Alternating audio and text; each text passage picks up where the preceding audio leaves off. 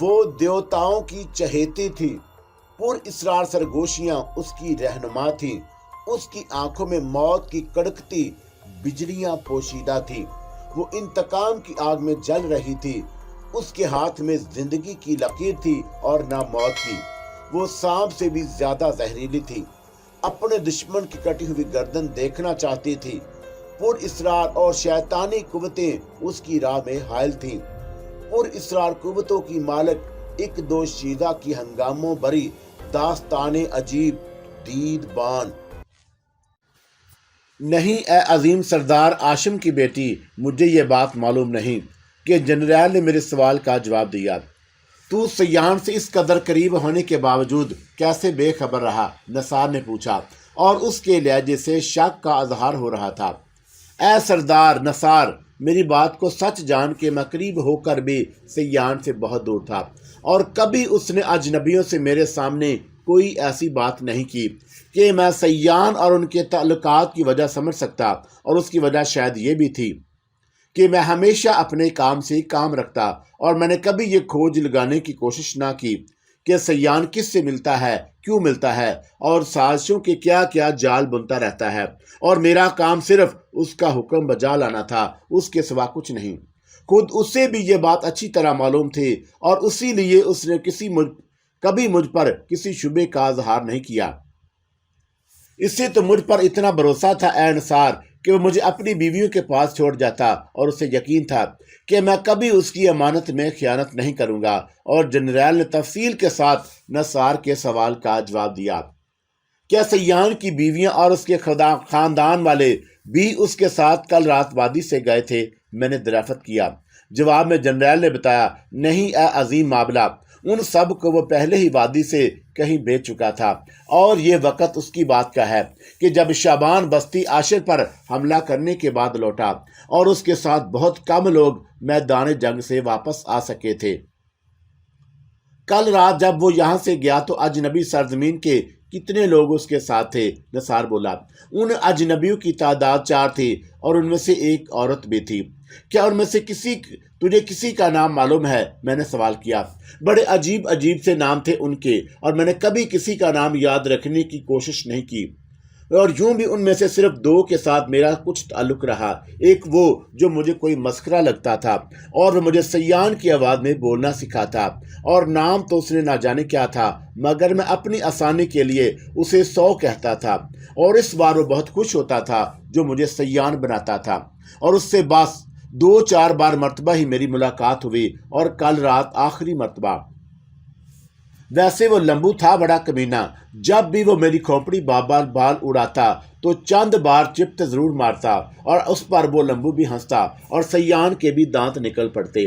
میں اور نثار جان بوجھ کر جنرل کو بول جانے کا موقع دے رہے تھے، اس امید میں کہ شاید اس کے منہ سے کوئی کام کی بات نکل جائے، اور اس سے تمام پوچھ گچھ کا مقصد 2 بنیادی باتیں معلوم کرنا تھا۔ پہلی بات تو یہ کہ سیان وادی سے فرار ہو کر کہاں گیا، اور دوم یہ کہ اجنبی سرزمین والوں کے بارے میں کچھ تو معلوم ہو جائے۔ جنرل سے کافی دیر مغز ماری کے باوجود ہمارا مقصد پورا نہیں ہو سکا، اور مجبوراً ہم دونوں ہی حویلی کے اس حصے سے لوٹ آئے۔ واپسی میں نثار نے مجھ سے پوچھا، تیرا کیا خیال ہے معاملہ؟ جنرل سچ بول رہا ہے یا اس کی زبان کھلوانے کے لیے کوئی اور طریقہ آزمایا جائے؟ تو نے اور میں نے اسے اے نثار اس سے جتنے بھی سوال کیے بلا روک ٹوک اس کے جواب ملے، اور اس نے کسی جھجک کے بغیر اور بلا سوچے سمجھے جواب دیے۔ اس سے تو یہی اندازہ ہوتا ہے کہ وہ جھوٹا نہیں، اور اگر اس پر تشدد بھی کیا گیا تو فضول ہی ہوگا۔ پھر کیا کیا جائے؟ یہ بات زیادہ عرصے تک راز نہیں رکھی جا سکتی کہ حویلی کے ایک حصے میں کسی کو داخلے کی اجازت نہیں، اور خاص طور پر مجھے احرس کی طرف سے اندیشہ ہے۔ اسے اگر محافظوں نے ادھر جانے سے روک دیا تو وہ تیری جان آفت میں کر دے گا، اور تجھے خود بھی معلوم ہے کہ وہ کتنی جلدی بے قابو ہو جاتا ہے۔ میں نثار سے باتیں کرتے ہوئے اپنی خوابگاہ تک آ چکی تھی، اور نثار نے جس اندیشے کا اظہار کیا ادھر میرا دھیان ہی نہیں گیا تھا، اور احرس کے ذکر پر مجھے یاد آیا کہ وہ اجلاس شروع ہونے سے پہلے ہی باہر گیا تھا، اور میں نے اپنی خوابگاہ میں داخل ہونے سے پہلے ایک خادم کے ذریعے معلوم کرایا کہ وہ لوٹ کر آیا تھا یا نہیں، اور نثار کو ساتھ لیے میں اپنی خوابگاہ میں آ گئی۔ اے نثار، میں بیٹھتے ہوئے بولی، ذاتی طور پر وہ لاکھ مظلوم سہی، لیکن بہرحال وہ زندگی بھر ہمارے دشمن کا ہی آلے کار بنا رہا، اور پھر یہ کہ اس پر جو ظلم ہوا اس کی ذمہ داری نہ تجھ پر ہے اور نہ مجھ پر۔ میں نے خاموشی اختیار کر لی۔ نثار یقیناً میرا اشارہ سمجھ گیا اور کہنے لگا، پھر تو اے معاملہ ایک ہی صورت ہے کہ جنرل کی بات مان لی جائے۔ اس نے ہمیں دیوتاؤں کا واسطہ دیا تھا کہ اسے قتل کر دیا جائے، اور آج ہی رات خاموشی سے یہ کام ہو جائے تو بہتر ہے۔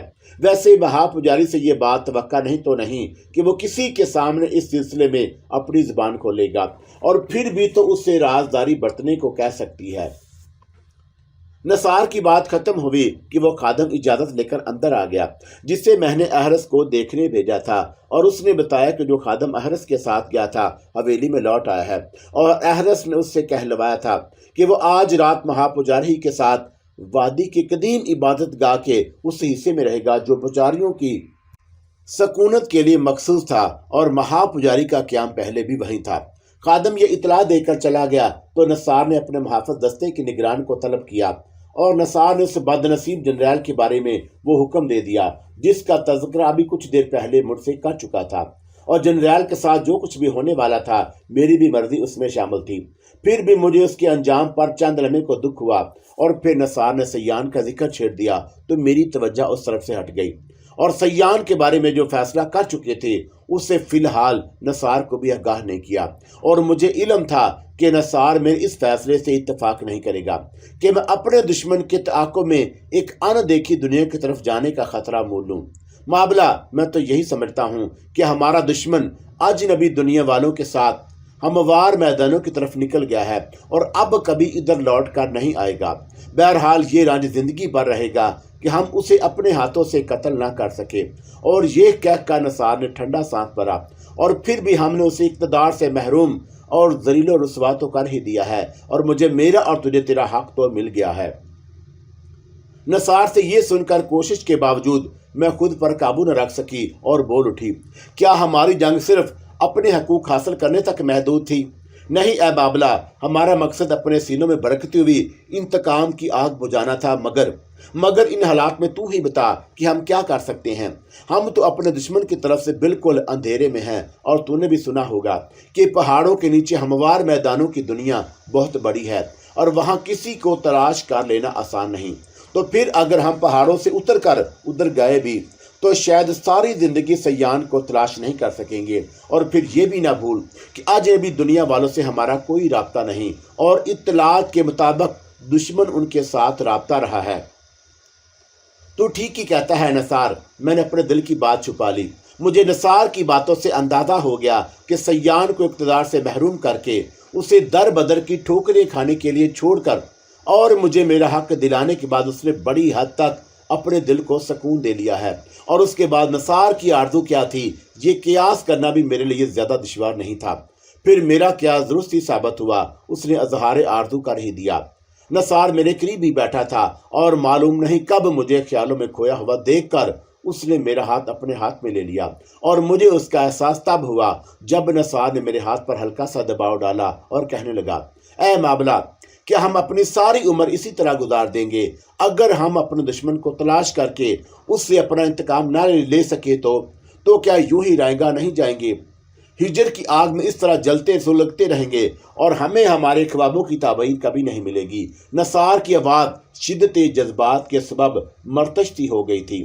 کیا اے معاملہ، اب بھی وہ وقت نہیں آیا کہ تو کوئی فیصلہ کر سکے؟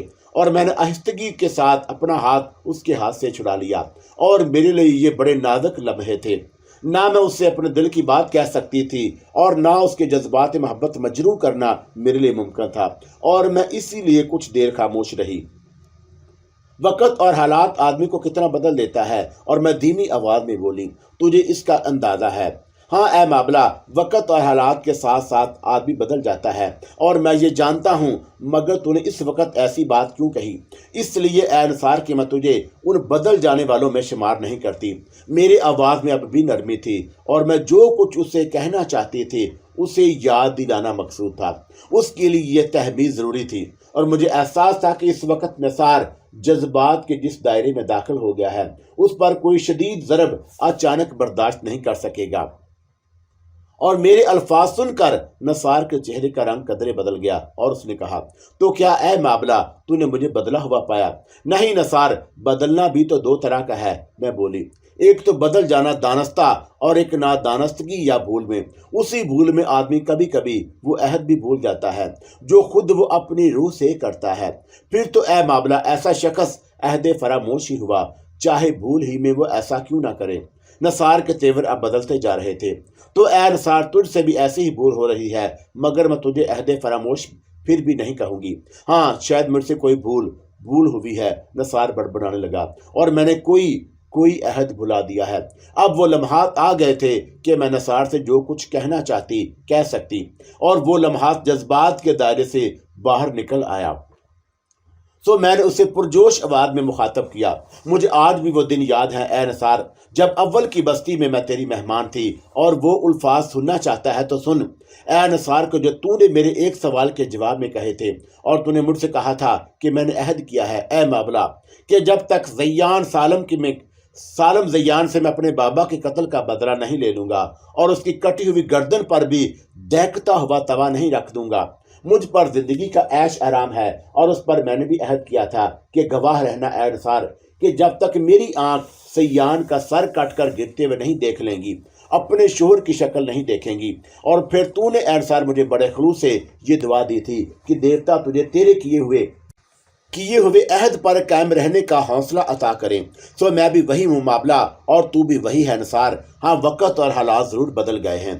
اور چند لمحے میری خوابگاہ میں بوجھل سا سکوت طاری رہا، اور پھر مجھے نثار کی بھرائی ہوئی آواز سنائی دی، ہاں اے معاملہ، مجھ سے بھول ہوئی، اور میں تجھ سے اور اپنے کیے ہوئے عہد سے شرمندہ ہوں، اور میں احسان مند ہوں تیرا کہ تو نے مجھے میرا عہد یاد دلا دیا۔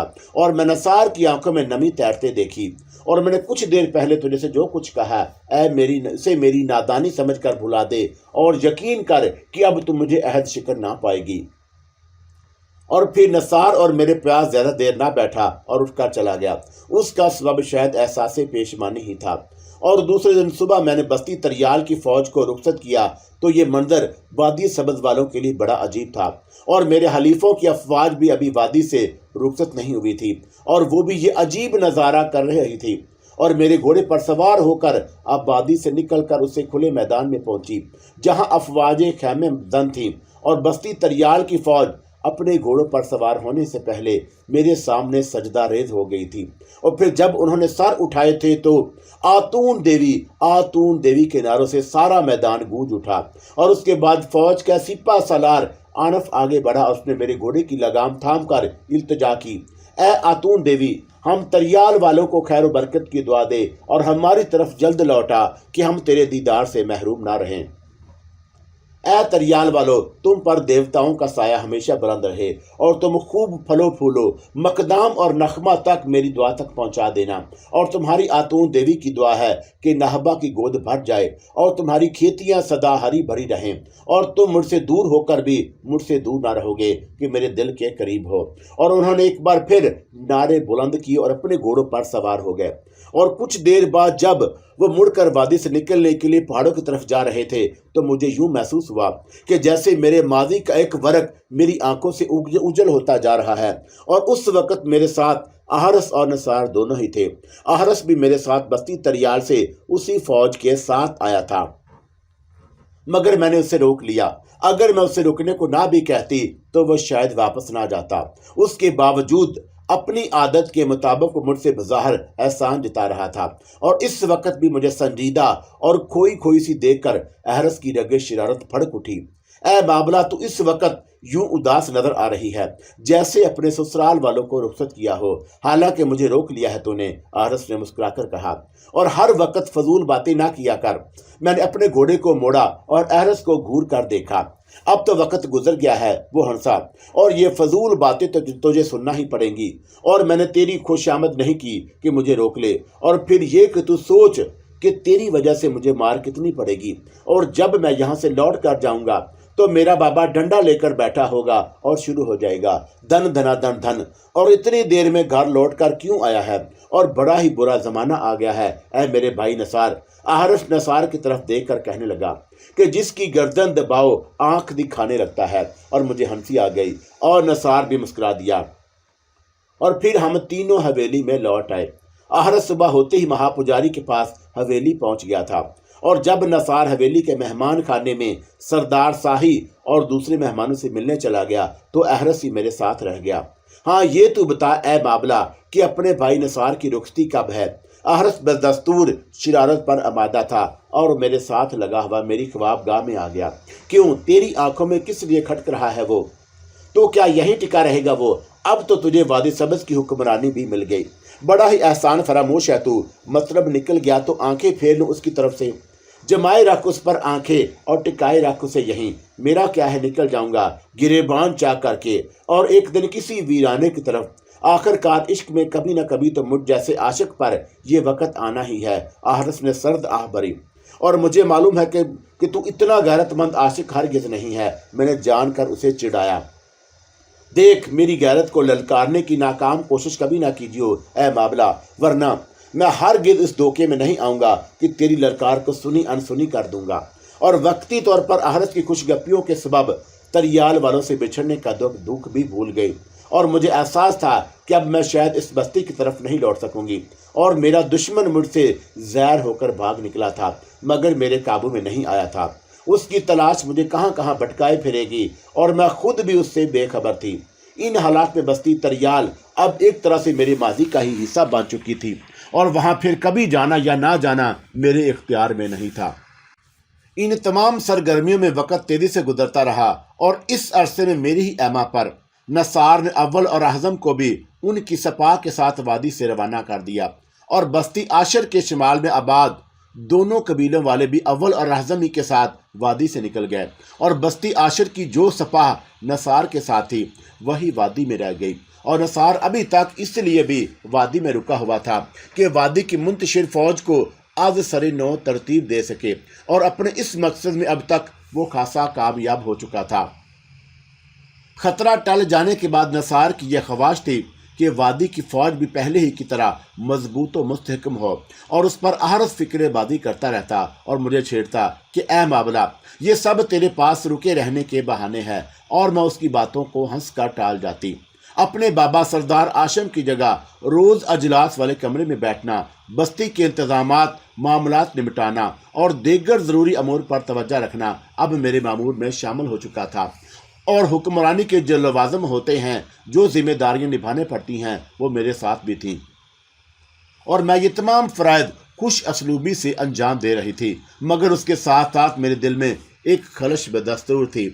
नरमोगिदास बिस्तर मुझे कांटों की तरह मालूम होता, और जहन परेशान और दिल बेकरार सा रहता, और आहरस की बातों से घड़ी दो घड़ी को जी बहल जाता। मगर खिलवत में फिर एक अज़तराब मुझे आ घेरता, और मेरी ये कफ़ियत ना तो आहरस से छुपी हुई थी और ना ही नसार से, और वो दोनों अपने तौर पर मेरी दिलबस्तगी के सामान फराहम करते। पुर इसरार सरगोशियाँ भी मुझे काफ़ी दिन से सुनाई नहीं दी थी, और मैं अक्सर सोचती क्या देवताओं ने मुझे भुला दिया, और उनकी मसलतों को समझना मेरी फहम से बाला तर था। मगर ऐसा नहीं था कि देवता मुझे भूल गए। इसका एहसास मुझे चंद ही रोज़ के बाद हो गया।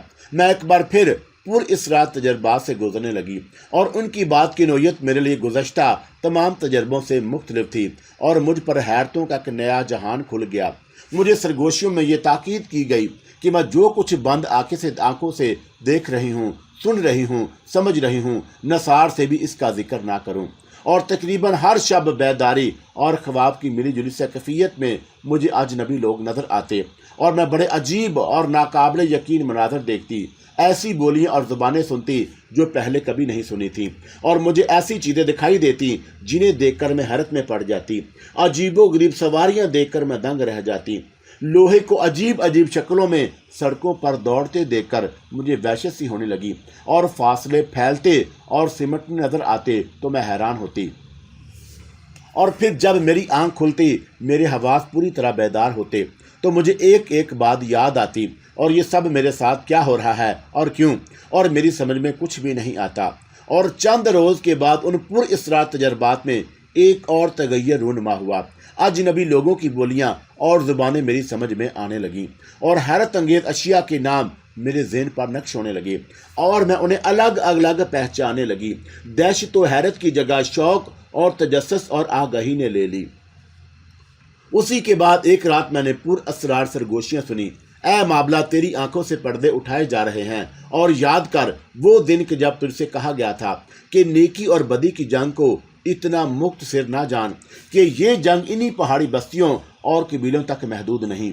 سو وہ کہ جسے تو نے سب کچھ سمجھ لیا وہی تیرا دشمن سیان، وہ تو تیرے راستے کا صرف ایک پتھر ہے، تجھے تو ابھی پہاڑوں سے ٹکرانا ہے، تجھ پر تو ابھی تیرے بہت سے بھید کھلنا باقی ہیں، اور تو اپنی اصلی کی طرف لوٹے گی کہ ہر شے آخر کار اپنی اصل ہی کی طرف لوٹتی ہے، اور تو دیوتاؤں سے روشنی طلب کرتی ہے تو تجھے روشنی دکھائی جائے گی، اور تیری آنکھوں کو اسی روشنی کے تاب لائے جانے کے قابل بنایا جا رہا ہے، اور تیری سماعت کو ان آوازوں کو سننے اور سمجھنے کا اہل کیا جا رہا ہے کہ تو نے جو کبھی نہیں سنی اور سمجھی تھی، اور تیری آنکھوں کو ایسے مناظر دکھائے گئے کہ تو نے کبھی نہ دیکھے تھے۔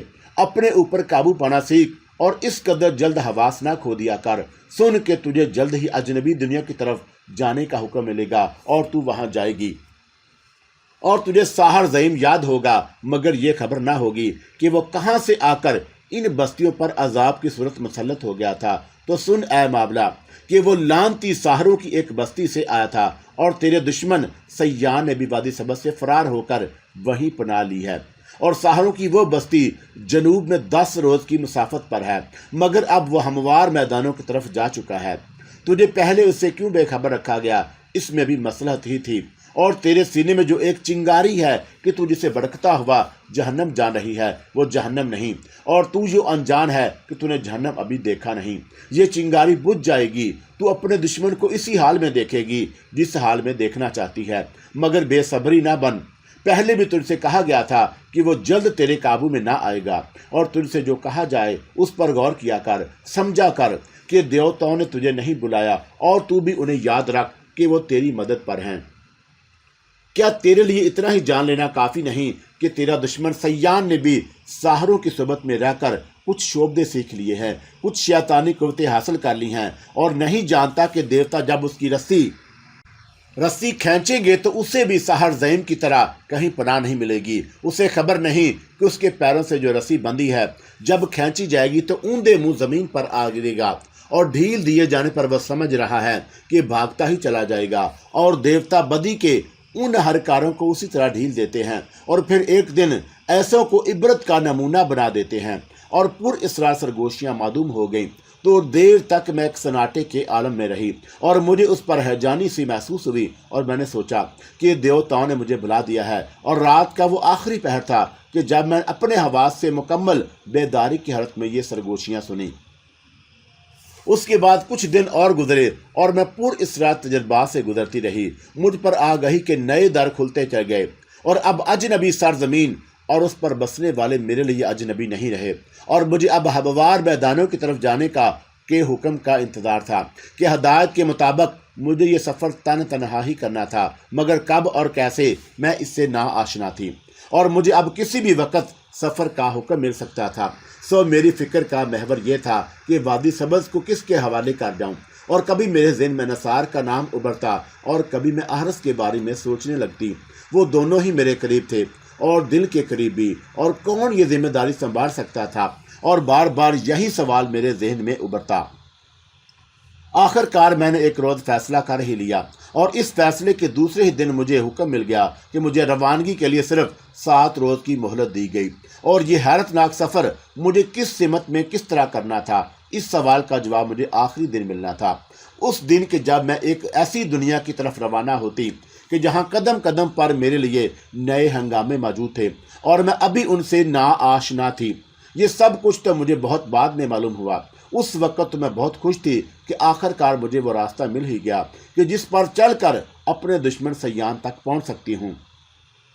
آنکھ اوجل پہاڑ اوجل، اور ان دنوں میں کچھ ایسی کیفیت سے دوچار تھی اور مجھے کچھ بھی نہیں پتا تھا کہ مستقبل میں میرے لیے کیا کیا اسرار چھپے ہیں اور مجھے کن کن آزمائشوں اور امتحانات سے گزرنا پڑے گا۔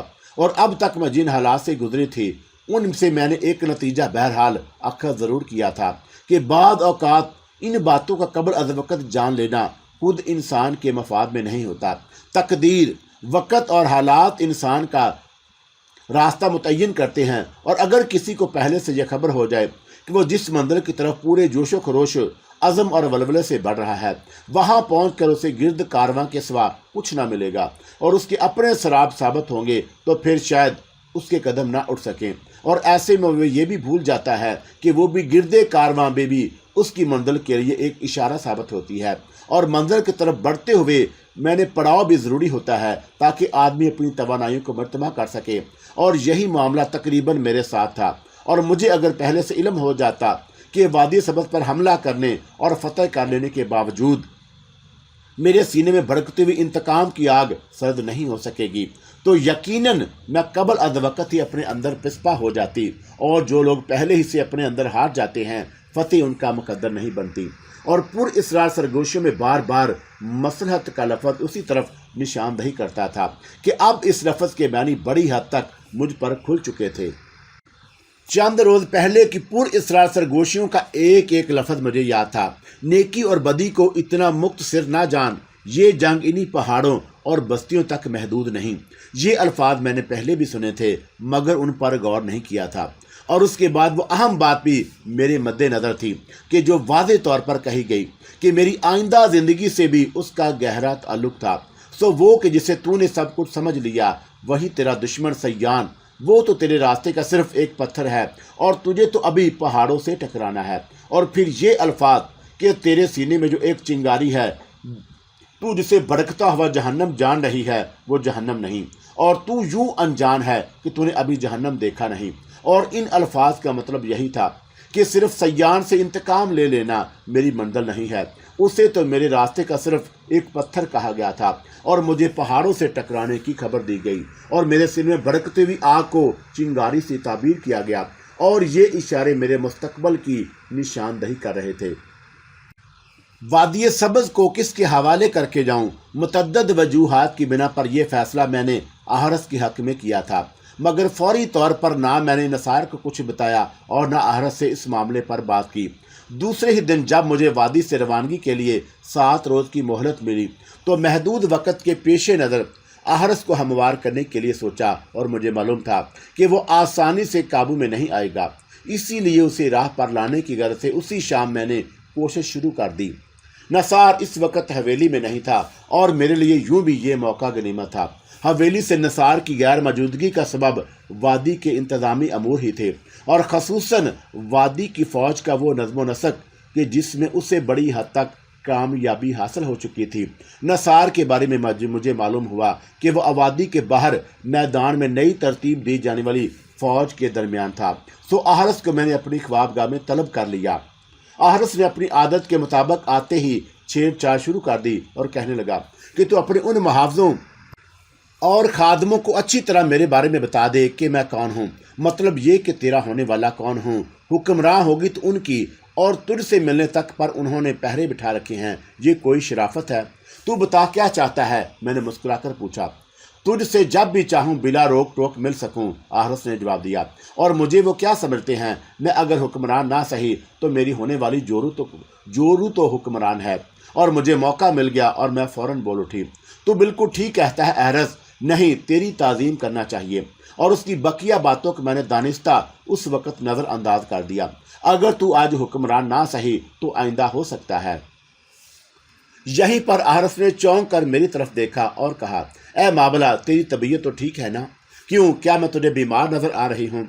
बाहर तो खैर ठीक ठाक ही लग रही हो, मगर क्या खबर अंदर से बीमार हो। और वो अब भी मुझे मुश्तबासी नजरों से देख रहा था। और अब से पहले कभी तूने यूं मेरी बातों की तायद नहीं की, और मुझे इसीलिए शुबा हुआ कि शायद तेरी तबीयत आज कुछ खराब लगती है। हाँ, ये बता, इस वक्त अचानक तुझे मेरी याद कैसे आ गई? तुझे तो अपने किस्से कहानियों से फुर्सत नहीं मिलती। ऐसे में भला मैं अपना किस्सा इश्क किसे जाकर सुनाऊं? हाँ, ये तो मैं अक्सर भूल जाती हूँ कि तू अब बड़ा हो गया है और तुझे कोई चाहे कि जिसे तू दिन रात अपनी बकवास सुनने पर मजबूर कर सके, और वो गरीब तेरी ही हर बात सुनकर सर झुका दे। वैसे मेरी नज़र में एक लड़की है ऐसी, बस ये है कि उसे ज़रा दूर से बुलवाना पड़ेगा। उसकी तरफ मैं तुझे इतना यकीन ज़रूर दिला दूँ कि वो तेरी बकवास जिसे तू किस्सा इश्क कहता है खामोशी के साथ सुन लेगी और उफ तक ना करेगी। मेरे होंठों पर मुस्कुराहट बिखरी हुई थी। अब समझ गया मैं कि तूने मुझे किस लिए बुलाया है। तू मेरे दिल को तड़पा कर खुश होना चाहती है, बस्ती आशिर की उस बदजात खादमा का जिक्र करके जो मेरे हाथों कत्ल होते होते रह गई। बस तेरी खातर उसकी जिंदगी बख्श दी। रहने दे, तुझे मैं खूब जानती हूँ, तू मेरी खातर कुछ नहीं कर सकता। हाँ, जुबानी दावे करना तेरे लिए बहुत आसान काम है। अच्छा, तो मैं तेरी दानत में सिर्फ जुबानी दावे करता हूँ और मेरे इश्क पर इतना बड़ा इल्ज़ाम।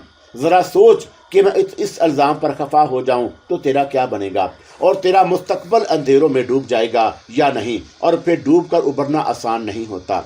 और मेरा मुस्तकबल तो उसी रोज़ तारीख हो गया कि जब तूने मुझे अपना किस्सा इश्क सुनाने की नाकाम कोशिश की थी और मैं जानबूझकर उसी के अंदाज में उससे गुफ्तगू कर रही थी। ए अहरस, अब तू मुझे ऐसी बातों से नहीं डरा सकता। मैं नहीं मान सकता ए माबला, हरगिज़ नहीं। वो इनकार में गर्दन हड़ लगा। क्या नहीं मान सकता? बेहरत से बोली। क्या तू क्या हाँकने लगा? यही कि तेरी तबीयत खराब नहीं, उसने बड़े मजलूम व मजरू से लहजे में कहा, और मुझे हंसी आ गई। और फिर मैंने उसे मुखातब किया, तुझे मैंने इस वक्त एक खास बात करने को बुलाया है जो अब तक किसी से नहीं की। मैं संजीदा हो गई। तू तो बड़ी मतलबी है, मुझे मालूम है। रहा ये कि वो बात तूने किसी से नहीं की तो अच्छा ही किया, वरना ख़वाम अखबार फसाद बर्पा हो जाता और कुछ लोग अपनी लगाई या होने वाली लगाई के बारे में बहुत ज़्यादा हिसास होते हैं, और वो अगर कोई ख़ास बात किसी और से करते देख लें और अपनी लगाई या जोरों को तो खून खराबे से भी गुरेज नहीं कर दे।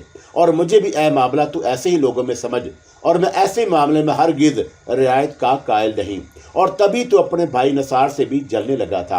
अहरस ने कहा, खास बात को एक और ही बहनी पहना दिए थे, और बात को तूल देने और कुछ से कुछ रंग देने में उसको खास मलका हासिल था।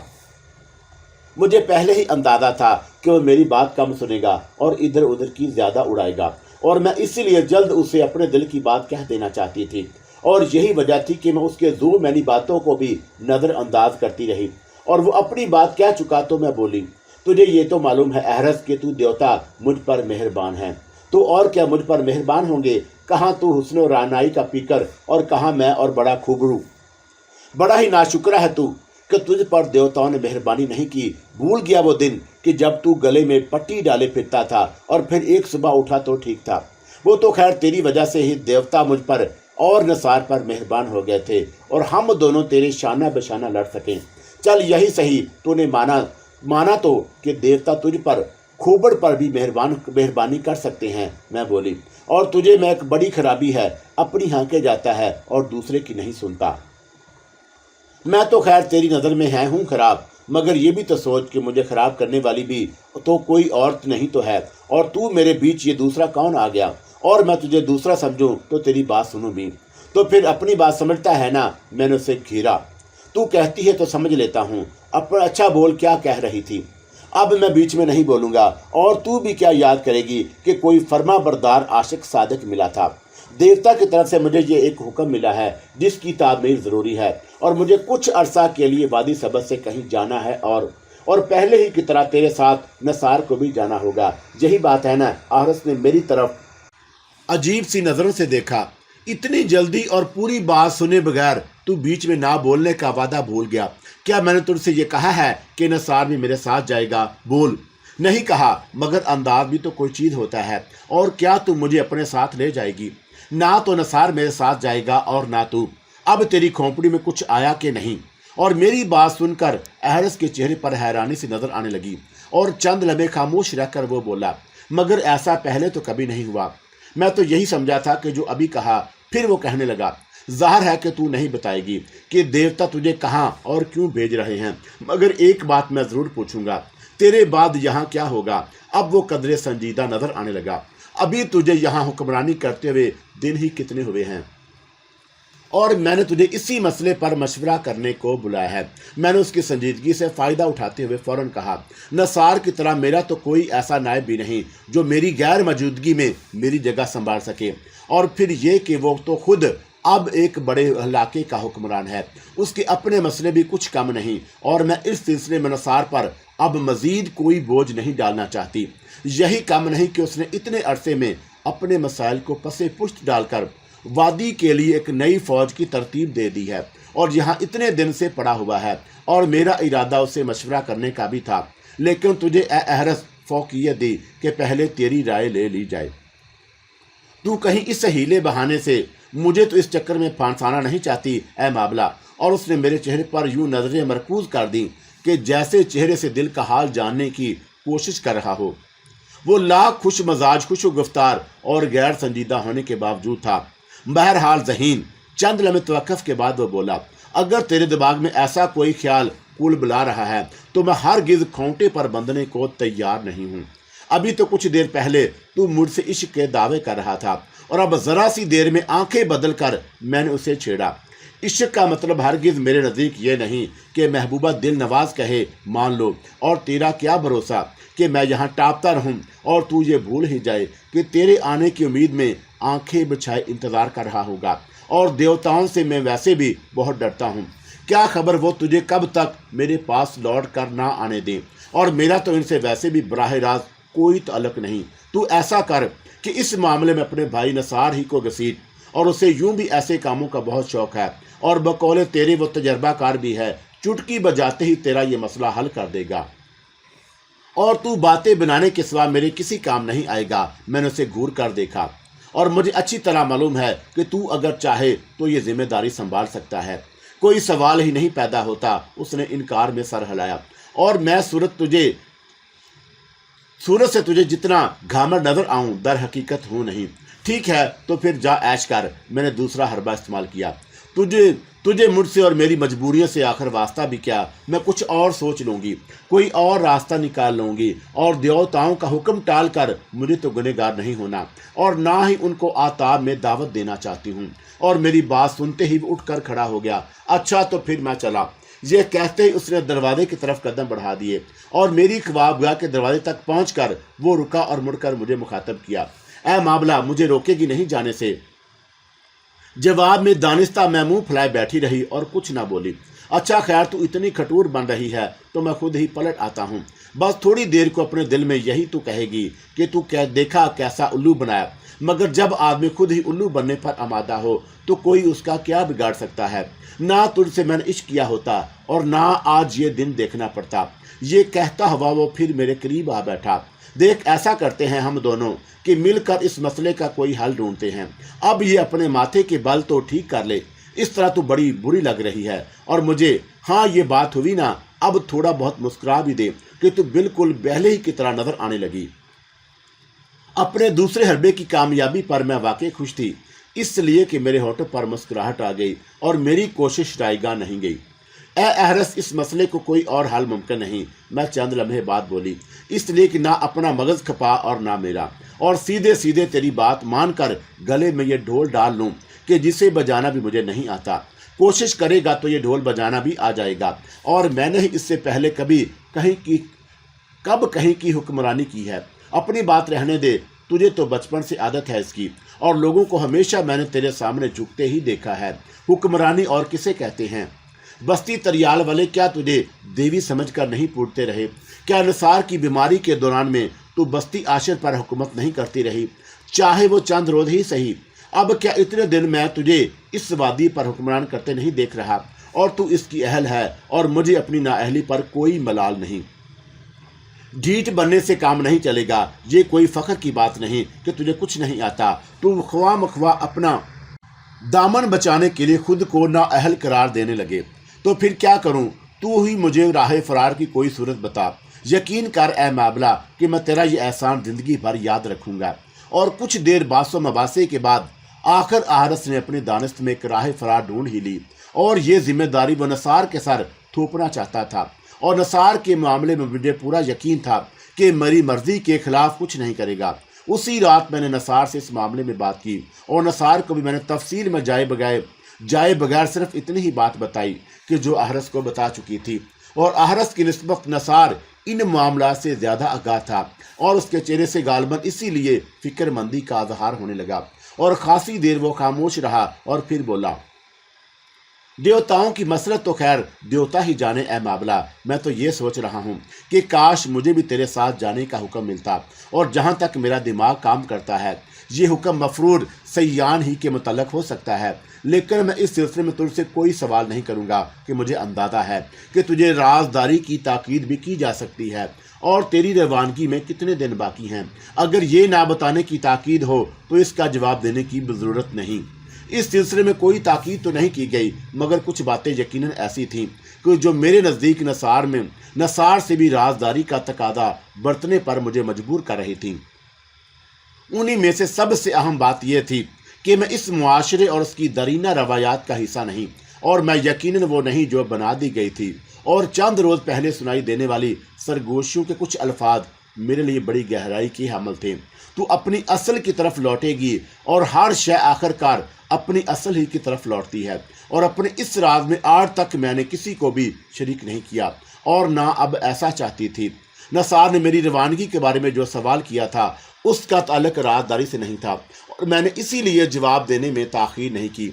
और रवानगी के लिए मुझे 1 हफ्ते की मोहलत मिली है। उसी के साथ ये भी मैंने बता दिया कि सिमत का सफ़र अभी तयन नहीं किया गया और ये मुझे आखिरी दिन बताया जाएगा। और फिर मैंने नसार से कहा कि मेरी ख्वाहिश है कि मेरी गैर मौजूदगी के दौरान में आहरस वादी सब्ज़ की जिम्मेदारी संभाल ले। उस ख्वाहिश की वजह यकीनन तेरे लिए समझना मुश्किल ना होगा। समझता हूँ ए मामला, नसार धीमी आवाज़ में बोला। एक तो ये कि तू उसे ज़ाहिर है कि खुद से दूर रखना चाहती है। दूसरी वजह यह हो सकती है कि मुझे तो इस बदनामी से बचा लेना चाहती है कि वादी सब्ज़ पर कब्जे की खातर मैंने तेरा साथ दिया और ये मामला बड़ा नाजुक था जिसे तूने नहायत दानिशमंदी से बिगड़ने नहीं दिया। और वादी सब्ज़ में आहरस का तेरा नायब होना तेरी दूर अंदेशी का सबूत है। इसके अलावा भी कुछ और वजूहात मुमकिन हैं जो शायद बाद में ज़ाहिर हों। और मैंने इन तमाम वजूह की बिना पर आज शाम आहरस से बात की थी, लेकिन वो राज़ी नहीं हो रहा।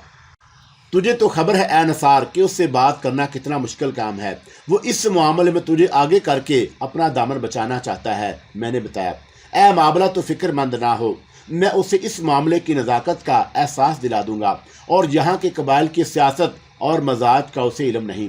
आहरस के मामले से कतई नज़र मुझे तो मलाल ये है कि तू जाने कब तक के लिए मेरी नज़रों से दूर हो जाएगी। नसार की आवाज़ कदरे बुझल हो गई। हाँ नसार, मैंने तवीज़ सांस लिया। किसे खबर कि कौन जिंदगी के किस मोड़ पर किसकी नज़रों से उजल हो जाए।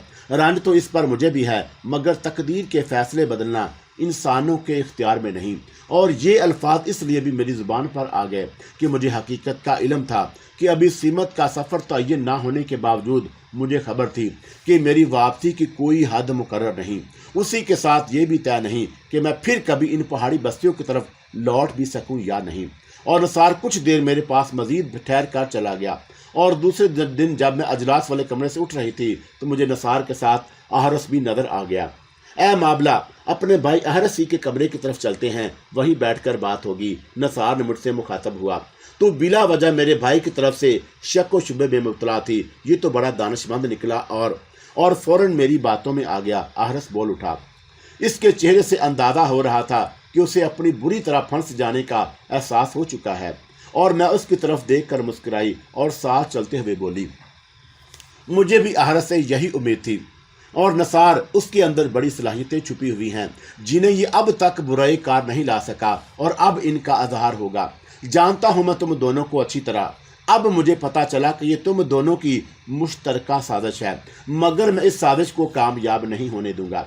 ए मेरे भाई अहरस, ये तू क्या कहने लगा? सुबह تجھ سے سمجھاتے سمجھاتے یہ وقت ہو گیا اور تو مان بھی گیا، اور پھر یہ اس لیے ایسی باتیں کر رہا ہے اے نثار کہ اس کے قول و فعل کا کوئی اعتبار نہیں۔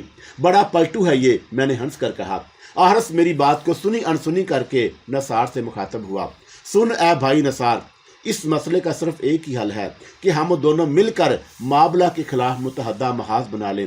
تو معاملہ کے ساتھ سازش میں شریک نہ ہو اور مجھ سے مل جا۔ اے احرس، تو نے یہ بڑی کمال کی بات کی، میں زور سے ہنس کر کہنے لگی۔ یہ تو میں نے سوچا ہی نہیں تھا کہ تم دونوں بھی مل کر میرے خلاف محاذ بنا سکتے ہو، اور کبھی کبھی اتنی عقل مندی کی باتیں کر کے تو حیران کر دیتا ہے مجھے۔ اور احرس میری بات پر شاید پیچو تاب کھا کر رہ گیا، کیونکہ خلاف توقع اس نے جواب میں کچھ نہیں کہا، اور حویلی میں احرس کے لیے جو کمرہ مخصوص تھا ہم تینوں اسی میں آ گئے۔ تو احرس بولا، اے معاملہ، جب تم مجھے یہ نہیں بتائے گی کہ کتنے دن کے لیے اس ڈھول کو میرے گل میں ڈالا جا رہا ہے اور میں کس طرح حامی بھر لوں، یہ تو خوب زبردستی ہے۔ اور بھائی نثار کو قبائل میں اپنی بدنامی کا ڈر ہے، اور تجھے دیوتا یہاں نہیں ٹکنے دے رہے۔ اب رہ گیا میں، اور 3 میں نہ 13 میں، اور مردنگ بجائے ڈیرے میں۔ ایک میری گردن تم دونوں کو پتلی نظر آ رہی ہے، لگا دو پھندا۔ تو اتنا مظلوم کبوتر کیوں بن رہا ہے؟ میں نے احرس سے کہا۔ تیری حالت تو اس وقت کسی ایسی لڑکی جیسی لگ رہی ہے جس کا ماتھا چومنے والا مرد اسے پسند نہ ہو، اور اچھا بھلا کڑیل جوان ہو کر جی چھوڑ رہا ہے۔ اگر مجھے یہ معلوم ہوتا کہ میری واپسی کب تک ہوگی تو تجھے بچا چکی ہوتی۔ اور پھر جہاں اتنے نثار اپنی بستی کی طرف نہیں لوٹا، کچھ روز کے لیے اور بھی رک سکتا ہے تاکہ تجھے کوئی دشواری نہ ہو، یا پھر یہ بھی ممکن ہے کہ تیری مدد کے لیے نثار اپنے کسی نائب کو یہاں چھوڑ دے۔ کیوں نثار، کیا یہ ممکن ہے؟ اور میں نے اپنی بات پوری کر کے نثار کی طرف تائیدی نظروں سے دیکھا، اور جواب میری توقع کے مطابق ہی نکلا۔ اے معاملہ، میں ہر 2 صورتوں میں کسی کے لیے بھی راضی ہوں۔ تو پہلے ہی کہا ہوتا نا یہ۔ احرس خوش ہو گیا۔ پھر تو کوئی مسئلہ ہی نہیں، راج پاٹ بھی بھائی نثار یا اس کے کسی نائب کو سونپ کر جب چاہوں گا ٹہل لوں گا۔ نہ ٹہلنے نہیں دیا جائے گا تجھے، میں بول اٹھی۔ کام چاہے کوئی کرے، نام تیرا ہی ہوگا۔ اجلاس کے کمرے میں میری جگہ روز تجھی کو بیٹھنا پڑے گا۔ چل، جہاں تیری باتیں اتنی مان لی ہیں، یہ بھی صحیح، احرس کو آخر ہتھیار ڈالنا ہی پڑے۔ اور طے یہ ہوا کہ جتنے دن نثار وادی میں رہے گا، احرس معاملات حکمرانی کو اقتدار میں اس کے مشوروں پر عمل کرے گا، اور پھر نثار کے جانے سے پہلے اپنے نائب اعظم کو احرس کی رہنمائی کے لیے وادی میں بلا لے گا۔ اور اعظم کا نام خود احرس ہی نے لیا تھا، اور اس کی جگہ پہلے بھی کوئی اور شخص تمام ذمہ داریاں سنبھالتا رہا تھا، اور یہ ان دنوں کی بات تھی جب اسے نثار کی جگہ بستی عاشر میں رہنا پڑا تھا۔ یہ معاملہ خوش اسلوبی سے طے ہو گیا تو اگلے ہی روز میں نے اجلاس والے کمرے میں احرس کو اپنا نائب مقرر کر دیا، اور اس موقع پر نثار اور احرس کو دیگر اعلیٰ عہدیداروں کے ساتھ موجود تھے، اور ان کے علاوہ مہاپجاری کو بھی میں نے بلوا لیا۔ اور احرس کی نیابت کا اعلان ہوتے ہی رسم کے مطابق وہ اپنی جگہ سے اٹھا اور میرے تخت کے سامنے پہنچ کر مجھے تعظیم دی، اور پھر سب سے پہلے مہاپجاری نے احرس کو مبارکباد دینے کے ساتھ دعا دی۔ اے احرس، دیوتا تجھ پر اپنا سایہ قائم رکھیں، اور تو وادی والوں کے لیے ایک مثال ثابت ہو، خیر اور انصاف کی مثال۔ آج نہیں تو چند روز کے بعد اس تخت پر احرس کو ہی بیٹھنا تھا، اور روایت یہ تھی کہ کسی حکمران کی موجودگی میں اس کا کوئی نائب تخت پر نہیں بیٹھتا تھا۔ اور اس روز میں نے یہ روایت توڑ کر وہاں موجود تمام افراد کو حیران کر دیا، اور میں نے تخت سے اٹھ کر دائیں جانب بیٹھے ہوئے احرس کا ہاتھ تھام لیا، اور اس وقت نثار احرس کو مبارکباد دے رہا تھا، اور احرس میرے اشارے پر اٹھ کھڑا ہوا۔ اس کے چہرے پر حیرت تھی۔ اے لوگو، مجھے ان بستیوں کی روایات کا پوری طرح علم ہے۔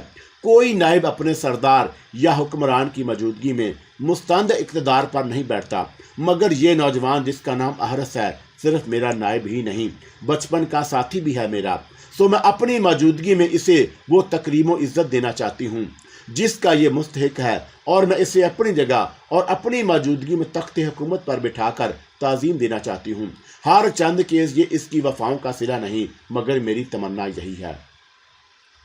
ایک مطلق العنان حکمراں کے روبرو رویوں میں بھی کسی کو کچھ کہنے کی مجال نہیں ہوتی، اور پھر میں تو یوں بھی ان کی نظر میں دیوتاؤں کی چہیتی تھی۔ کوئی کہتا بھی تو کیا، اور تائید میں بیک وقت کئی آوازیں ابھریں۔ ان آوازوں میں نثار اور مہاپجاری کی آوازیں بھی نمایاں تھیں، اور احرس کی حالت اس وقت قابل دید تھی۔ اور جب میں نے اسے تخت پر بٹھایا اور تعظیم دی اس کے بعد اجلاس برخاست کر دیا گیا کہ بقیہ کاروائی پہلے ہی سے پوری ہو چکی تھی۔ ان بستیوں میں اتنی تعظیم اب سے پہلے کسی نائب کو نہیں دی گئی تھی، اور دراصل یہ خیال اس وقت آیا جب میرے نائب کی حیثیت سے احرز سر جھکا رہا تھا، اور اس کے چہرے کے تاثرات بڑے عجیب سے تھے، جیسے بے مجبوری اسے یہ سب کچھ کرنا پڑ رہا ہو، اور جواب میں اس کے سامنے سر جھکا کر اس سے میں نے احساس کمتری کے حصار سے باہر نکال لیا۔ اور پھر جس رات کی صبح مجھے دی ہوئی مہلت کا آخری دن شروع ہونے والا تھا، وہ رات میرے دل کی دھڑکنوں میں اضافہ کر رہی تھی، اور میں اپنی خواب گاہ میں اکیلی تھی، اور کچھ ہی دیر پہلے احرز اور اعظم میرے پاس سے اٹھ کر گئے، اور گزشتہ دنوں کے دوران میں مجھے یہ دیکھ کر ایک خوشگوار حیرت کا احساس ہوا کہ احرز نے بڑی حد تک کاروباری حکومت کو سنبھال لیا، اور میرا یہ اندازہ غلط ثابت نہیں ہوا تھا کہ اس میں بڑی صلاحیتیں تھیں، اور وہ ذہین بھی تھا، اور بظاہر جتنی بے پرواہی اور غیر سنجیدگی کا مظاہرہ کرتا تھا در حقیقت ویسا تھا نہیں، اور اس کے اندر تیزی سے کچھ سیکھنے سمجھنے اور نئے حالات سے خود کو ہم آہنگ کرنے کی خوبی درجہ بدرجہ موجود تھی۔ اور کچھ لوگ ایسے ہوتے ہیں جو غیر ذمہ دار اور ناموزوں نظر آتے ہیں، مگر وقت پڑنے پر وہی اہل ثابت ہوتے ہیں، اور احرز کا شمار بھی ایسے ہی لوگوں میں تھا، اور میں تو خیر اسے بچپن سے جانتی تھی، اور دوسروں کے لیے اس کا بدلا ہوا موجودہ رویہ حیران کن تھا، اور یہ بھی اس کی سوجھ بوجھ ہی تھی کہ اس نے اعظم جیسے تجربہ کار کو وادی میں بلانے کی تجویز رکھی تھی تاکہ نہ تجربہ کاری کا ازالہ ہو سکے، اور میں اس کی کارکردگی پر خوش بھی تھی اور مطمئن بھی، مگر دانستہ اس کا اظہار نہیں کیا تھا۔ اس رات کو میں دیر تک جاگتی رہی، اور خلاف توقع دوسرے دن صبح جلد ہی میری آنکھ کھل گئی، اور مشرق سے طلوع ہوتے سورج کا نظارہ کرنے میں اپنی حویلی کی چھت پر پہنچ گئی، اور صبح کی خوشگوار ہوا نے مجھے احساس فرحت بخشا۔ ابھی سورج طلوع نہیں ہوا تھا کہ مجھے پر اسرار سرگوشیاں سنائی دینے لگیں، ایک نئی دنیا کے سفر کی خاطر مجھے ہدایات دی جا رہی تھی، اور تنہا کا مطلب اب مجھ پر واضح ہوا کہ اس تنہائی کی حد کہاں سے شروع ہوتی ہے، اور یہ بھی مجھ پر کھل گیا کہ کیا چھپانا اور کیا ظاہر کرنا ہے، اور مجھے یہ بھی معلوم ہو گیا کہ انہی ہدایت پر مجھے عمل کرنا تھا۔ طلوع ہوتے سورج کا حسین نظارہ کرنے کے بعد میں نیچے اتر آئی، اور کچھ ہی دیر کے بعد ناشتہ کر کے میں نے لباس تبدیل کیا اور پھر حویلی سے نکل گئی، اور میرا رخ بستی کی قدیم عبادت گاہ کی طرف تھا، اور دیوتاؤں کی حمد و ثنا کے لیے صبح ہی صبح وہاں خاصا ہجوم تھا، اور میں بھی عبادت میں شریک ہو گئی۔ مجھے اپنے درمیان دیکھ کر لوگوں نے انتہائی خوشی کا اظہار کیا، اور مہا پجاری نے اپنے نائبوں کے ساتھ مجھے تعظیم دی، اور پھر عبادت میں مصروف ہو گیا۔ عبادت کا وقت طلوع آفتاب کے بعد اور پھر غروب آفتاب کے ساتھ شروع ہوتا تھا، اور کاروباری زندگی کے آغاز و اختتام کو عبادت سے وابستہ کیا گیا تھا، اور دن کا آغاز دیوتاؤں کی حمد و ثنا سے ہوا، اور جب دن تمام ہو جائے تو ایسا ہی کیا جائے، اور بچپن ہی سے میں یہی دیکھتی آ رہی تھی۔ اسی سلسلے میں کسی پر کوئی جبر نہیں تھا، اور لوگ خود ہی عبادت کا رخ کرتے اور پھر خود ہی مقررہ مدت کے اندر واپس چلے جاتے، اور کسی حکمران یا سردار کی طرف سے ان پر کوئی پابندی عائد نہیں رہی کہ وہ عبادت گاہ میں حاضری ضرور دیں، اور نہ اس زمن میں کوئی سردار یا حکمران اس کا پابند تھا کہ روز عبادت میں شریک ہوتا، اور سیان کے دور اقتدار میں البتہ عبادت گاہ کا رخ کرنے پر پابندی لگا دی گئی تھی، اور یہ پابندی پہلے ہی روز وادیت کی فتح کے بعد اٹھا لی گئی تھی، اور لوگوں کی آزادی سلب کر لینے والا ظالم حکمران راہ فرار اختیار کر چکا تھا۔ اور پھر خلوت میسر آتے ہی مہا پجاری نے میری طرف دیکھتے ہوئے نرمی سے پوچھا، ایسی کیا بات ہے اے میری بچی کہ تجھے خود چل کر میرے پاس آنا پڑا؟ مجھے حویلی میں بلا لیا ہوتا، عبادت کا وقت ختم ہوتے ہی میں خود وہاں آ جاتا۔ اے مہا پجاری، مجھے بھی تو عبادت کرنا تھی، میں نے جواب دیا، اور پھر جو بات مجھے تم سے کرنا تھی اس کے لیے حویلی سے زیادہ یہ جگہ مناسب تھی۔ مہا پجاری نے چونک کر میرے چہرے کا جائزہ لیا اور پھر فکر مندانہ سے لہجے میں بولا، اے معاملہ، اے میری بچی، کہیں حویلی یا وادی میں تیرے خلاف کوئی سازش؟ نہیں اے مہا پجاری، ایسی کوئی بات نہیں، میں نے مسکرا کر اس کی بات کاٹ دی۔ بات صرف اتنی ہے کہ دیوتاؤں کی طرف سے مجھے ایک حکم ملا ہے، اور اس حکم کا تعلق تجھ سے ہی ہے، سو میں تجھے وہی بتانے آئی ہوں کہ تجھے کل صبح میرے ساتھ وادی سے روانہ ہونا ہے۔ اپنی جگہ تو کسی اپنے نائب کو مقرر کر دے، اور ہماری پہلی منزل بستی عاشر کے قریبی پہاڑی سلسلے ہوں گے کہ جہاں کبیت والوں کو آباد کیا گیا ہے، اور اس کے بعد ہم بستی عاشر جائیں گے اور نثار سے ملیں گے۔ تو کیا نثار بھی ہمارے ساتھ چلے گا؟ اے مابلا، مہاپجاری نے دریافت کیا۔ نہیں، وہ ہمارے ساتھ نہیں جائے گا۔ اے مہاپجاری، بستی عاشر سے تریال پہنچنا ہے اور پھر اس کے بعد اگلی منزل کی طرف بڑھنا ہے۔ تریال سے بھی آگے جانا ہے اے مابلا، مگر کہاں؟ مہاپجاری حیرت سے بولا۔ وہاں کہ جہاں تو پہلے بھی ایک بار میرے ساتھ جا چکا ہے۔ اور میں نے جواب میں کہا، کیا تو احرس کے باپ اجد بابا کو بھول گیا؟ اجدر بابا کو بھلا میں کیسے بھلا دوں گا اے مابلا، مجھے تو اجدر کی بستی کا نام بھی ابھی تک یاد ہے۔ اس بستی کا نام ازیر ہی تھا۔ ہاں، میں نے تصدیق کی۔ اور پھر تو اے مہاپجاری وہاں سے لوٹ آئے گا۔ اس مرتبہ پھر مہاپجاری کے چہرے پر حیرت کے آثار نظر آئے اور اس نے سوال کیا، اور تو اے مابلا، کیا تو میرے ساتھ نہیں لوٹے گی؟ مجھے ازبر سے بھی آگے جانا ہے اے مہاپجاری۔ وہاں سے دیوتا میری سمت سفر کی رہنمائی اور نشاندہی کریں گے۔ پھر تو تیری واپسی میں بہت دیر لگ جائے گی، اور میرے اندازے کے مطابق یہاں سے احرس و اجدر کی بستی ازر 10 دن سے بھی زیادہ مسافت پر ہے۔ اس دوران میں تجھے 3 جگہ رکنا بھی ہے، سو مزید شب و روز لگ جائیں گے، اور تو کہتی ہے کہ اور تجھے وہاں سے بھی آگے جانا ہے۔ مہاپجاری کے چہرے سے اندازہ ہو رہا تھا کہ وہ کسی سوچ میں گم ہے، اور چند لمحے خاموشی کے بعد میں نے اسے پھر مخاطب کیا، اے مہاپجاری، اگر دیوتاؤں کا یہ حکم نہ ہوتا تو میں تجھے اس بڑھاپے میں اتنے طویل سفر پر ساتھ نہ لے جاتی۔ اے میری آقا دادی، میں یہ نہیں، کچھ اور سوچ رہا ہوں۔ مہاپجاری شفقت سے بولا، میں دراصل دیوتاؤں کی مصلحت پر غور کر رہا تھا، اسی کے ساتھ تیرے گزشتہ اقدامات بھی اب میری سمجھ میں آ رہے ہیں۔ یقیناً دیوتاؤں کی ہدایت کے مطابق ہی تو نے یہ اقدام کیے ہوں گے، اور تو نے جب احرس کو اپنی جگہ تخت پر بیٹھا کر تعظیم دی تھی اور اسے نائب بنایا تو مجھے کچھ شبہ سا ہوا تھا۔ ہاں اے مہاپجاری، مجھے دیوتاؤں کی طرف سے سفر کا حکم اور 7 دن کی مہلت مل چکی تھی، تو میں نے اپنی غیر موجودگی میں احرس کو وادی کا حکم بنانے کا فیصلہ کیا۔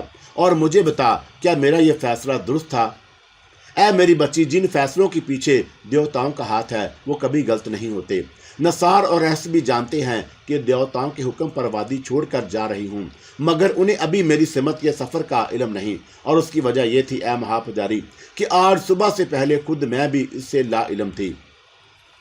اس کے بعد مہاپجاری نے بھی نثار کی طرح یہاں قیاس آرائی کی کہ دیوتاؤں کے اس حکم کا تعلق مفرور دشمن سیان سے ہو سکتا ہے، اور میں نے مہاپجاری کے اس قیاس کی تائید یا تردید نہیں کی، اور میں اٹھنے لگی تو مہاپجاری نے کہا کہ میں کل ہی صبح کی عبادت کے بعد زیادہ سفر لے کر حویلی پہنچ جاؤں گا، اور مجھے بوڑھا نہ جان میری بچی کہ یہاں وادی میں دوبارہ قدم رکھنے کے بعد تو میں خود کو پہلے سے بھی کہیں زیادہ صحت مند محسوس کر رہا ہوں، اور دیوتاؤں کی نظر مجھ پر اور تجھ پر سیدھی رہے، بس یہ دعا کر۔ اور میں واپس حویلی پہنچی تو اجلاس والے کمرے کے سامنے سے گزری، اور حسب معمول احرس میری جگہ تخت پر بیٹھا تھا، اور دائیں جانب تخت کے نیچے اعظم موجود تھا، اور وہاں وادی کے دوسرے حکام بھی تھے، اور میں رکے بغیر آگے بڑھتی چلی گئی۔ مجھے زیادہ سفر کے علاوہ اپنے ساتھ کچھ منتخب مسئلہ محافظوں کو بھی وادی لے جانا تھا، اور میں ان کی تیاریوں میں مصروف ہو گئی، اور میں نے اپنے محافظ دستے کے 5 نوجوانوں کو اس کے لیے منتخب کیا۔ ان کے علاوہ 2 خادماؤں کو بھی طلب کر کے ضروری احکامات دے دیے کہ انہیں بھی میرے ساتھ چلنا تھا، اور اجلاس ہی کے دوران میں احرس اور اعظم کو میں نے یہ پیغام بھجوا دیا کہ جب اجلاس ختم ہو جائے تو دونوں مجھ سے آ کر ملے، اور میں آئندہ روزانہ انہیں اپنی روانگی سے آگاہ کرنی چاہتی تھی، اور اب تک دونوں کو میں نے اپنی روانگی کے دن اور وقت سے مطلع نہیں کیا تھا۔ اجلاس کے ختم ہوتے ہی وہ دونوں میرے کمرے میں پہنچ گئے۔ اے وادی سبز کے حکمراں، تیرا نائب احرس ماں اپنے مشیر کے تیری خدمت میں حاضر ہے۔ اور احرس کے لہجے میں شوخی تھی۔ تیری اس نائب کو سب خبر ہے کہ تو اسے یہاں پھنسا کر کہاں کہاں قدر کرتی پھرے گی۔ تو اپنے مخبر تو نے میرے پیچھے بھی چھوڑ رکھے ہیں۔ اے میرے نائب احرس، میں ہنس کر بولی، تیری جان کی پرواہ اگر ہم نہ کریں گے تو کون کرے گا؟ سو یہ سب کچھ تو کرنا پڑتا ہے، اور معلوم ہے تجھے کہ یہ ساری راز کی باتیں مجھے کس نے بتائی ہیں؟ چل بتائے ہی دیتا ہوں۔ جو تیرے سامنے بڑا بھولا بنا بیٹھا ہے، یہی اعظم، اسی نے میرے کان بھرے تھے کہ حکمرانوں کی طرف سے ان کے نائبوں کو غافل نہیں ہونا چاہیے۔ اب تو یہ بتا کہ اے ہماری حاکم اعلیٰ کہ مہاپجاری سے کیا راز و نیاد ہوئے؟ احرس چہکتا رہا۔ وہی تو بتانے کے لیے تم دونوں کو بلایا ہے میں نے۔ کل مہاپجاری اور میں وادی سبز سے روانہ ہو جائیں گے، اور کل صبح ہماری روانگی ہے۔ سن رہا ہے تو اے میرے دانش مند مشیر اعظم؟ اس مرتبہ تیرے سردار کا پتہ بھی صاف ہو گیا، اور یہ اس غریب بوڑھے کی جان کو آ گئی ہے۔ پہلے تو خیر وہ کسی طرح بچ بچا کر وادی تک پہنچ گیا، مگر اب لگتا ہے کہ اس مرتبہ ضرور کہیں خرچ ہو جائے گا۔ اور اس پر اعظم بولا، دیوتاؤں کی چہیتی مابلا دیوی کی امان میں جو ہو اسے کبھی اور کہیں کوئی خطرہ نہیں ہوتا۔ تو دیکھے گا اے احرس کہ مہاپجاری اس بار بھی زندہ سلامت لوٹے گا، اور دیوی پر تو دیوتاؤں کا سایہ پہلے ہی سے بلند ہے۔ تو بڑا کایا ہے اے اعظم، احرس نے مسکرا کر کہا۔ دیوی کے سامنے تو اس کا پجاری بن جاتا ہے اور پیٹھ پیچھے مجھے اس کی برائی کرتا ہے۔ یہ سن کر اعظم کے چہرے سے گھبراہٹ کا اظہار ہونے لگا، اور اس سے پہلے کہ وہ اپنی صفائی میں کچھ کہتا میں بول اٹھی، اے اعظم، تو کیا اسے اب تک نہیں سمجھ سکا؟ یہ تو ہمیشہ سے ایسے موقع کی تلاش میں رہتا ہے کہ کسی کو تنگ کر سکے، اور میں اس کی باتوں کو ایک کان سے سن کر دوسرے کان سے نکال دیتی ہوں، اور اس کی وجہ میں تجھے بتاتا ہوں اے اعظم۔ اس دونوں کانوں کے درمیان اندر ہی اندر ایک سوراخ ہے، اور بچپن ہی سے یہ حال ہے اس کا۔ کبھی کبھی تو بڑا ہی دکھ ہوتا ہے اس کی حالت پر۔ اس کے مغز میں اسی وجہ سے تو کوئی بات نہیں ٹھہرتی، اور اس کے ایک کان میں کوئی بات ڈالو تو خود بخود دوسری طرف سے نکل جاتی ہے۔ چہک لے، خوب چہک لے اے احرس، پھر آج کے بعد تجھے اس کا موقع نہیں ملے گا۔ اور میں ہنس کر بولی، کیوں؟ کیا صبح تو میری چندیا پر ڈنڈا مار کر بھاگ جائے گی کہ جس کے صدمے سے میری چہکار بند ہو جائے گی؟ یہ تو تجھے پتا چلے گا بعد میں۔ فی الحال تو یہ بتا کہ مجھے اجدر بابا سے اور ماں سے تجھے کچھ کہلوانا ہے کیا؟ اور میری توقع کے مطابق وہ چونک اٹھا۔ تو کیا ازیر جا رہی ہے اور مجھے یہیں چھوڑے جا رہی ہے؟ ارے اگر تیرا ایسا ہی ارادہ تھا تو پہلے مجھے بتا دیتی، اور پھر تو میں ہرگز تیرے دھوکے میں نہ آتا۔ اور یہ خوب رہی کہ خود تو اتنی دور دور کے دھارے بھرنے چلی دی اور مجھے کانوں کان بھی خبر نہیں ہونے دی۔ میرے دونوں کانوں کے درمیان تو بقول تیرے سوراخ ہیں، مگر تیرے پاس تو وہ کان ہی نہیں کہ تجھے کانوں کان کچھ خبر ہو سکے، اور موقع دے کر میں نے اس سے بدلہ لے لیا۔ کیوں کان کھا رہی ہے، جی جلا رہی ہے؟ خیر اگر تو ادھر جا رہی ہے تو میرے بابا اور ماں کو بتا دیجیے کہ مجھے صبر کر لیں، اور ویسے مجھے معلوم ہے کہ تو ان دونوں کے پاس کس لیے جا رہی ہے۔ ایسے معاملوں میں اگر بزرگوں کی مرضی بھی شامل ہو جائے تو آنے والی نسلوں کو دیوتا بڑی برکت دیتے ہیں۔ میں سمجھ گئی کہ اس کے الفاظ کی تہ میں کیا بات چھپی ہے، اور ایسے معاملوں کا مطلب میں اچھی طرح سمجھتی تھی، اور اس وقت میں نے دانستہ احرس کے مزید فکر بازی سے بچنے کے لیے اس کی ان باتوں کو نظر انداز کر دیا، اور یوں بھی اب کیا خبر تھی کہ اس سے کب ملاقات ہو۔ اس روز میں عجیب و غریب کیفیت سے دو چار تھی۔ ایک طرف تو مجھے نئی دنیا دیکھنے کا شوق تھا، اور اپنے دشمن سیان کو تلاش کر کے اس سے انتقام لینے کی تمنا تھی، اور بند آنکھوں سے جو حیرت انگیز مناظر دیکھے تھے انہیں جیتی جاگتی آنکھوں سے دیکھنے کی آرزو تھی۔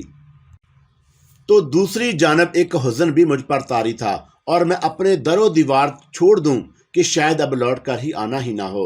اور یوں بھی ہوتا ہے کہ لوگ کبھی کبھی اپنے گھروں میں چلتے ہوئے چراغ چھوڑ جاتے ہیں، اور گھر کے شب و روزنوں کو دیکھ کر یہی لگتا ہے کہ یہاں کوئی آباد ہوگا، مگر گھر خالی ہوتا ہے۔ تو وادی سبز بھی میرا گھر ہی تھا، اور یہاں میں ایک چراغ جلتا چھوڑے جا رہی تھی، اور میرا وہ چراغ احرس تھا۔ اور وہ دن تمام ہوا، اور رات بھی سوتے سوتے جاگتے بیت گئی، اور تمام تیاری گزشتہ روتی مکمل ہو چکی تھی۔ وقت مقررہ پر مہا پجاری بھی حویلی پہنچ گیا، اور دیکھنے والوں نے صرف یہی دیکھا اور جانا کہ ان کی حکمران کچھ دن کو کہیں جا رہی ہے، اور یہ 9 افراد پر مشتمل ایک قافلہ تھا جسے احرس اور اعظم وادی کی آبادی سے باہر تک چھوڑنے آئے۔ اے احرس، دیوتا تجھے اپنی امان میں رکھیں۔ اور یہ رخصتی کلمات ادا کرتے ہوئے کوشش کے باوجود میری آواز بھر گئی، اور پھر میں نے ایک نظر احرس کے چہرے پر ڈالی، اور اسی کے ساتھ اپنے گھوڑے کو ایڑ لگا دی۔ جواب میں احرس نے بھی یقیناً کچھ کہا تھا، مگر میں نہ سن سکی، اور سن کر بھی تو میں کبھی کبھی اب آدمی کچھ نہیں سن پاتا۔